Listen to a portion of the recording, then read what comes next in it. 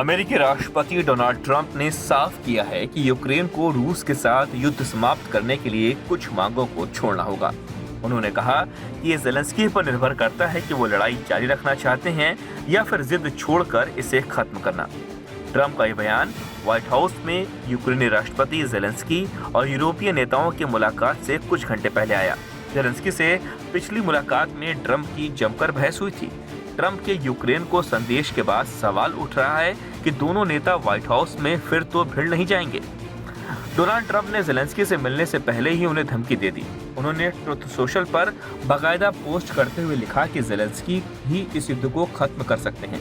इसके लिए उन्होंने उन्हें क्राइमिया पर साल 2014 में रूस के कब्जों को याद दिलाया, जब ओबामा की सरकार थी और क्राइमिया यूक्रेन को वापस नहीं मिल सका था। इसके अलावा उन्हें उस वक्त नाटो में शामिल भी नहीं होने दिया गया था, जिसका रूस लंबे समय से विरोध कर रहा था। ट्रंप की ये पोस्ट ज़ेलेंस्की को सीधी धमकी है कि अगर वे शांति वार्ता की शर्तों को नहीं मानेंगे तो नुकसान उनका ही है।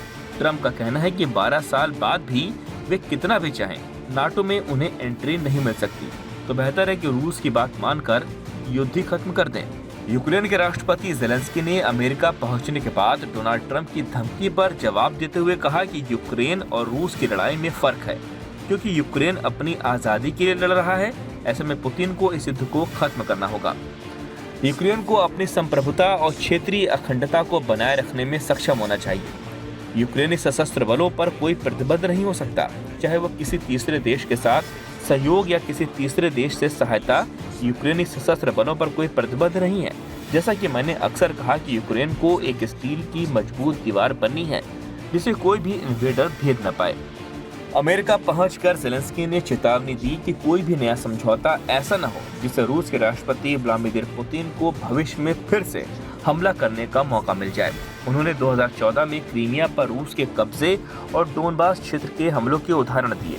ज़ेलेंस्की ने कहा कि हम सभी चाहते हैं कि ये युद्ध जल्दी और भरोसेमंद तरीके से खत्म हो, लेकिन शांति स्थायी होनी चाहिए, न कि वैसी जैसी पहले थी, जब यूक्रेन को क्रीमिया और डोनबास छोड़ने को मजबूर किया गया और पुतिन ने इसका फायदा उठाकर फिर हमला किया।